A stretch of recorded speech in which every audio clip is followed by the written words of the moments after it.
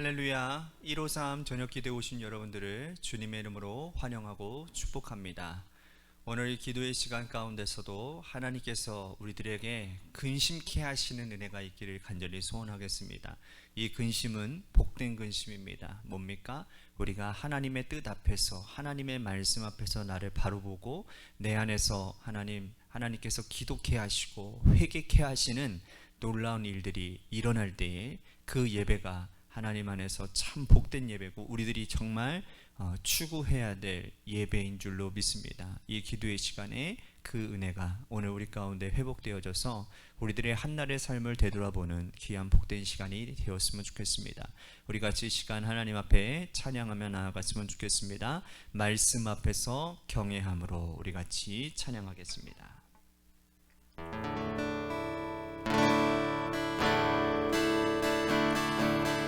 말씀 앞에서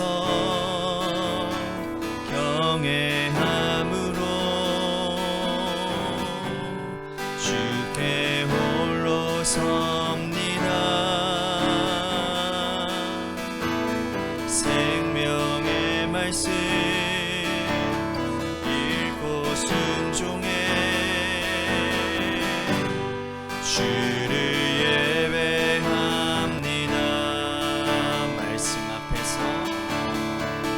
말씀 앞에서 경외함으로 주께 홀로 섭니다. 생명의 말씀 읽고 순종해 주를 예배합니다.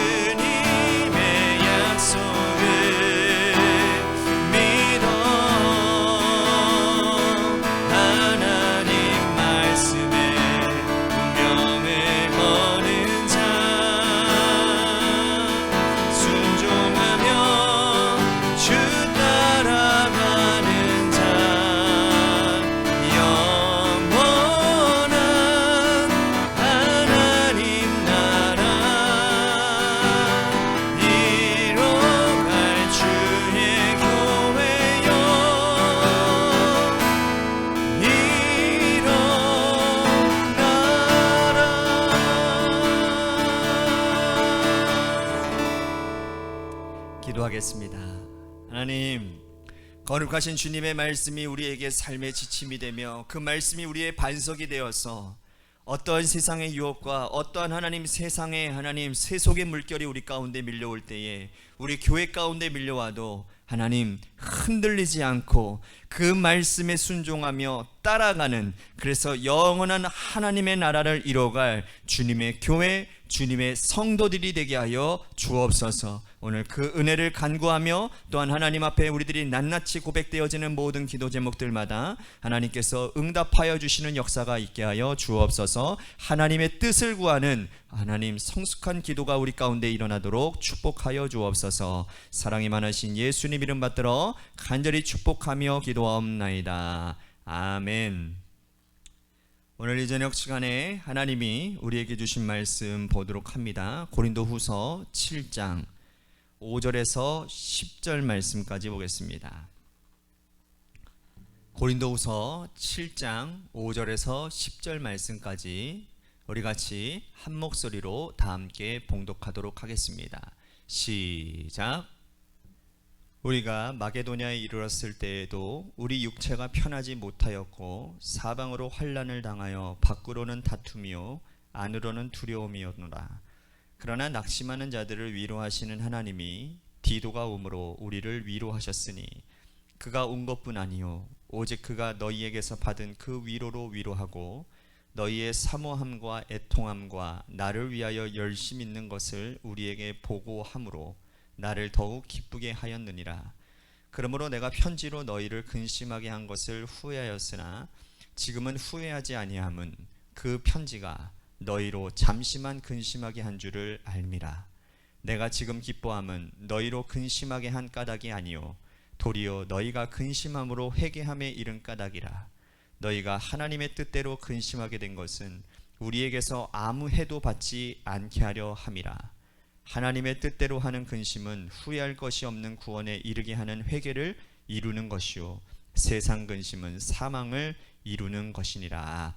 아멘. 오늘 이 저녁 시간에도 하나님의 은혜를 사모하셔서 이제 나오신 여러분들에게 하나님의 신령한 은혜와 축복이 함께 하시기를 바라겠습니다. 사람과 동물은 차이가 많이 있습니다. 그런데 그 중에 가장 결정적인 차이를 가늠한다면 바로 이성의 유무인 것입니다. 여러분들이 아시는 것처럼 동물은 본능에 따라 행동합니다. 하지만 사람은 그 본능을 억제하고 이성대로 살아가지요. 동물은 본능을 따라 번식하고 본능을 따라 살아남기 위해 사냥하고 발버둥칩니다. 그러나 이성의 특별한 기능이 있는데 그것은 바로 뭐냐? 돌이킴과 후회하는 기능이라는 겁니다. 만약에 이성이 없었더라면 사람의 문명의 발전은 이룰 수 없었을 것입니다. 한번 이렇게 살아보고 잘못된 것이라면 즉각 후회하고 그리고 돌이키고 반성하는 것이죠. 그렇게 살아갔기 때문에 인간의 그런 이성의 수준이, 인간의 수준이 더욱더 향상되어지는 거죠. 뿐만 아니라 공동체를 이룰 수 있는 것이고 공동체가 함께 같은 마음으로 문명을 발전시키고 여기까지 올 수 있었다라는 겁니다. 돌이킴과 또한 후회함이 없이는 공동체를 이룰 수가 없는 것이죠. 왜? 내 멋대로 살아가면 되는 거기 때문에 그렇습니다. 공동체가 무슨 필요가 있습니까? 돌이킴과 후회가 없는데. 여러분, 만약에 사람의 이성이 없었더라면 그저 본능에만 충실히 행동했다면 내 기분대로 내 마음대로만 살았더라면 여러분 오늘 우리가 살아가는 이 삶의 질 높은 운명은 불가능했을 것이라는 겁니다. 그런데 거기에다가 신앙을 가진 분들은 성령의 은혜를 받고 영적으로 신앙을 가지고 거듭난 분들은 이 후회하고 돌이키는 기능 위에다가 하나님 앞에 회개하는 기능까지 더 갖추게 되었다라는 거예요. 성령에 민감하게 반응하는 사람들은 일반적인 사람들이 볼 때에 저거 후회할 일도 아닌데 저거 반성할 일도 아닌데 라고 생각하는 것까지 더 깊이 자신을 돌이켜보고 후회하고 반성하고 회개합니다. 그리고 하나님 앞에서 자신의 속마음을 다 보여드려도 나는 깨끗하다 할 정도까지 믿음으로 말씀 앞에 깨끗하게 나아가기를 갈망하죠. 이처럼 회개는 곧 우리를 영적으로 살리는 아주 중요한 기능을 하고 있다는 겁니다.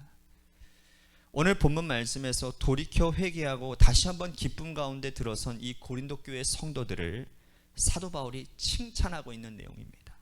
바울은 고린도 교회를 굉장히 사랑했습니다. 자기가 개척한 어느 교회보다도 바울은 이 고린도 교회를 사랑했고 고린도 교회의 편지를 무려 4번이나 보냅니다. 제가 예전에도 말씀을 드렸지만 고린도전서 이전에 한 번 보냈고 그 두 번째 보낸 편지가 고린도전서고, 그리고 고린도후서 이전에 또 한 번의 편지를 보냅니다. 그리고 고린도후서, 이렇게 총 4번의 편지를 보내요. 그 중에 바울이 가장 근심하며 가장 걱정하며 가장 그 교회를 사랑하며 보낸 편지가 어떤 편지는 몇 번째였느냐? 바로 3번째 편지입니다.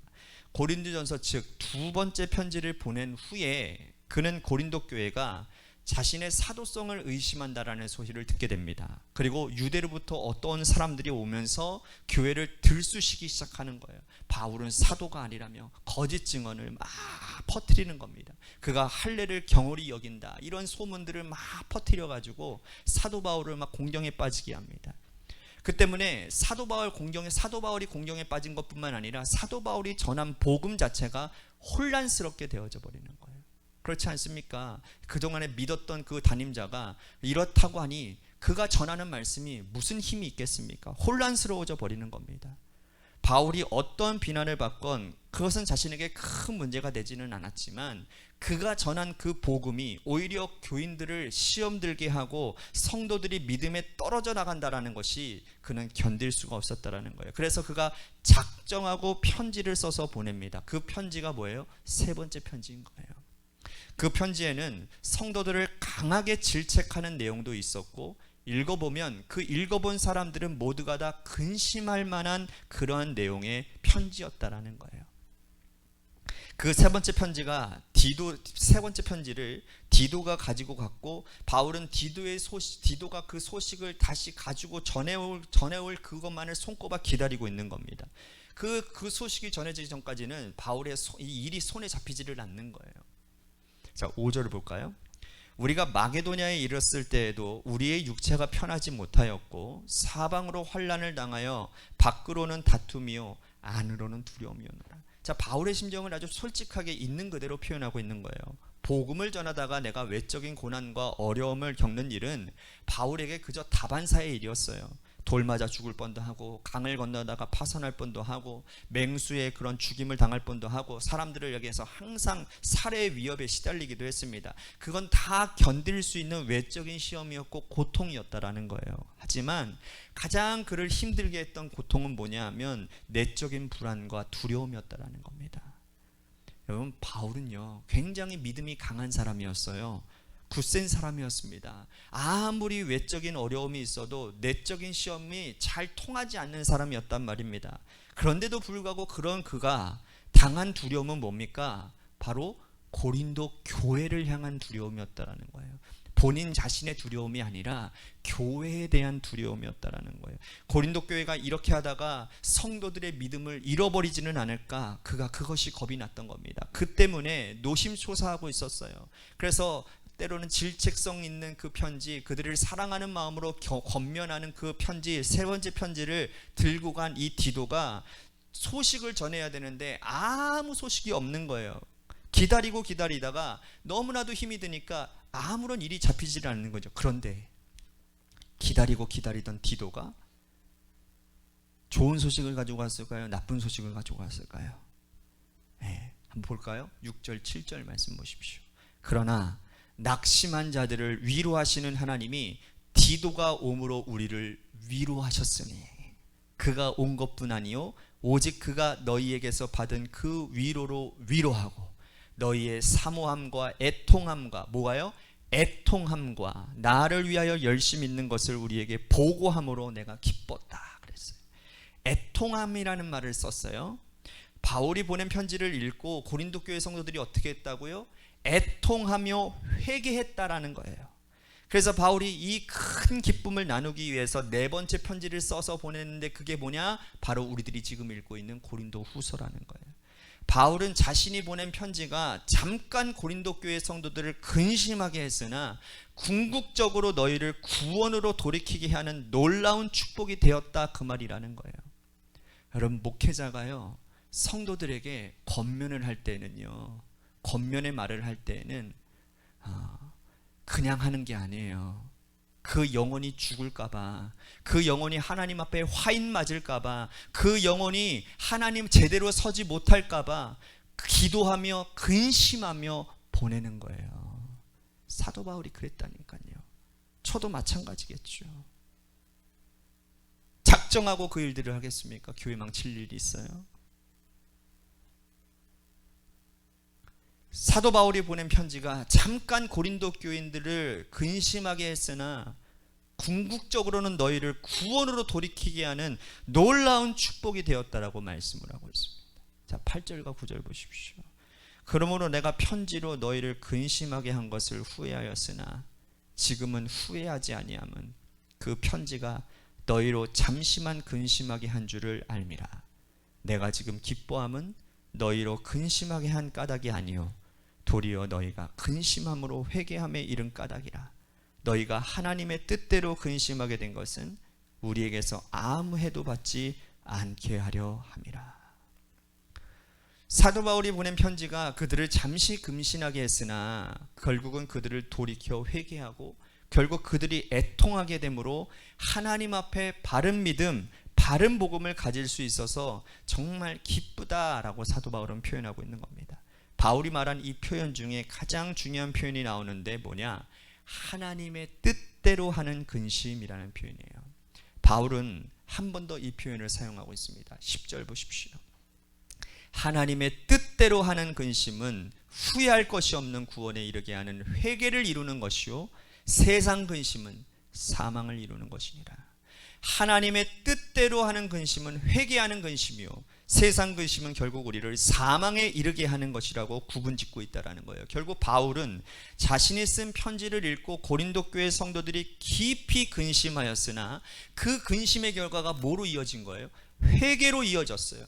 그 회개는 다시 한번 복음 앞에 서게 되는 회개였기 때문에 이 근심은 하나님의 뜻대로 하는 근심이었다라는 거예요. 오늘 우리의 근심을 한번 되짚어 봐야 되지 않을까? 사람으로 태어나서 살아가는 동안 걱정, 염려, 근심 없는 사람이 누가 있겠습니까? 하지만 오늘 우리가 하는 근심의 종류를 한번 되짚어 봐야 돼요. 하나하나 생각해 봐야 돼요. 한번 여러분들 오늘 여러분들의 근심거리들을 한번 적어 보세요. 적어 보십시오. 과연 이 근심이 결국 나를 회개로 인도하는 근심이냐 아니면 그렇지 않은 근심이냐. 사람들이 하는 걱정 가운데 대부분의 걱정은 뭡니까? 내가 관여하거나 내가 해결할 수 없는 걱정일 경우들이 굉장히 많습니다. 대부분이 물질적인 부분이겠죠. 그리고 인간관계에서의 기인된 그런 근심들입니다. 사람의 인력으로는 할 수 없는 걱정 근심들이 많습니다. 하지만 이러한 걱정 근심들이 내 골수를 마르게 하고 진액을 마르게 하고 영혼을 비참하게 하고 힘겹게 만든다 그 말이라는 거예요. 이러한 근심에서 오늘 우리는 벗어나야 되는 겁니다. 오히려 정말 우리가 해야 될 근심은 뭡니까? 내가 정말 하나님의 뜻대로 살아가고 있는가? 오늘도 내가 하는 말과 행위와 삶의 모든 것들이 주변 이웃들에게, 주변 성도들에게 선한 영향력을 끼치고 있는가, 그렇지 않은가, 이것을 돌이키고 근심하며 복음 앞에서 제대로 살 수 있는 근심, 그 근심 끝에 회개가 되는 근심이 있게 된다는 사실이에요. 오늘 그 근심이 여러분들을 살리는 은혜가 있게 되는 줄로 믿습니다. 믿음의 조상이라고 하는 아브라함 아시죠? 아브라함은 2번에 걸친 큰 근심 끝에 많은 열매를 거두게 됩니다. 처음에 근심은 뭡니까? 하갈을 통해서 낳은 이스마엘. 어느 날 갑자기 하나님께서 이 하갈과 이스마엘을 내쫓으라는 겁니다. 근심이 되었습니다. 왜 걱정되지 않겠습니까? 어떻게 낳은 아들이고 얼마 동안 오랫동안 기른 자식인데 하루아침에 하나님 하갈과 이스마엘을 쫓아내라고 하시는 겁니까? 밤새 기도해보지 않았겠습니까? 밤새 고민하며 근심했을 겁니다. 그런데 그 결과 근심한 끝에 아침 일찍 일어나 그는 결단하고 하갈과 이스마엘을 떠나보냅니다. 하나님의 뜻대로 하는 근심이었고 그 근심의 결과는 결국 자신의 지난날의 삶을 회개하고 돌이킨 근심이었습니다. 그는 또 2번째 하나님의 명령을 받는데 100세에 낳은 아들 이삭을 모리아 산에 가서 번제로 바치라는 하나님의 명령을 받아요. 이거는 이전의 근심과는 너무나 비교가 되지 않는 더 큰 근심과 걱정이었습니다. 이삭을 낳고 나서요, 여러분, 아브라함에게 있었던 일이 뭔지 아세요? 하나님의 이름을 한 번도 제대로 부른 적이 없다는 거예요. 아브라함에게 하나님은 하나님과 아들 사이의 양단 간의 결단을 내리라는 거였어요. 그는 밤새도록 걱정하고 고민하고 기도했습니다. 돌이켜 모리아산으로 출발합니다. 그런데 모리아산에서 그가 아브라함이 지낸 곳에서 모리아산까지 가는 길은요, 반나절 길이에요. 그런데 며칠 길을 걸었는지 아세요? 4일 동안 걸었어요. 고민하는 거예요. 갔다가도 이거 아닌데, 갔다가도 이것도 아닌데. 근데 결국에는 하나님의 뜻대로 사흘길을 가서 모리아산에서 아들과 함께 거기서 번제로 드리려고 합니다. 결국은 하나님께서 그 일 가운데 여호와 일의 하나님으로 보여주시죠. 결국 2번에 걸친 근심 끝에 하나님의 본심을 깨닫고 이 이후로 아브라함이 어떠한 칭호를 받습니까? 믿음의 조상이 되는 큰 축복을 받게 되잖아요. 오늘 우리는 무엇 때문에 근심합니까? 하나님께서 오늘 우리들에게 주시는 근심의, 깊은 근심의 본질 앞에서 정말 근심해야 될 것들을 우리들이 붙들고 걱정하고 근심해야 되는 것 아니겠습니까? 육에 속한 것을 위해서 우리들이 기도해도 해야 되지만, 말씀드렸잖아요. 내 영이 먼저 강건해야 돼요. 내 영이 하나님 앞에서 정말 올바로 서 있는가, 하나님의 기뻐하실 만한 인생을 살고 있는가를, 그것들을 우리들이 다 이 저녁 시간에 우리들 자신을 살펴봐야 되는 겁니다. 오늘 그렇게 여러분들 계속 그렇게 하고 계시라고 저는 믿어요. 그것이 여러분들의 삶을, 여러분들의 하루하루를 날마다 하나님 앞에서 바로 서게 하고, 그 바로 섬 가운데서 여러분들이 최선을 다하는 그 일들 가운데서 하나님 그 삶에 영광 받으시는 은혜가 있게 되는 줄로 믿습니다. 믿음의 열매를 거두게 되는 은혜가 여러분들 가운데 있게 되는 줄로 믿습니다. 오늘 우리 이 말씀을 생각하며 기도했으면 좋겠습니다. 하나님, 내가 근심하고 내가 걱정하는 것들이 무엇인지를 바로 알게 하여 주옵소서. 하나님 앞에서, 하나님의 뜻 가운데서 하나님, 내가 근심하는 자가 되기를 원합니다. 하나님, 내가 오늘 하루 하나님의 뜻 가운데 제대로 살아봤는지 오늘 우리 삶을 한번 되짚어보며 다시 한번 회개하며 기도했으면 좋겠습니다. 또 한 가지 우리 같이 기도할 것은 우리 김호중 권사님을 위해서 계속 기도해 주시고, 오늘 전화해봤는데 시큰시큰거리고 또한 이 오한기가 있는 것은 없어졌다고 하십니다. 근데 언제 또 그런 일들이 일어날지는 모르겠지만 앞으로의 모든 가정 가운데 하나님 완치케 되어지는 은혜가 있도록 도와주시옵소서. 또한 저희 가정의 안전을 위해서도 여러분들 기도해 주시고, 또 한 가지 교회를 위해서 여러분들 기도해 주십시오. 주님께서 세워주신 몸된 교회, 믿음 안에서 하나님의 말씀 위에서 본질을 향해 나아갈 수 있는 교회가 되도록 인도해 주시옵소서라고, 마지막으로 여러분들의 삶의 자리와 여러분들의 자녀들을 위해서 기도하시다가 이 시간 돌아가시기를 바랍니다. 우리 같이 하나님 앞에 기도하며 나아가도록 하겠습니다. 기도하시겠습니다.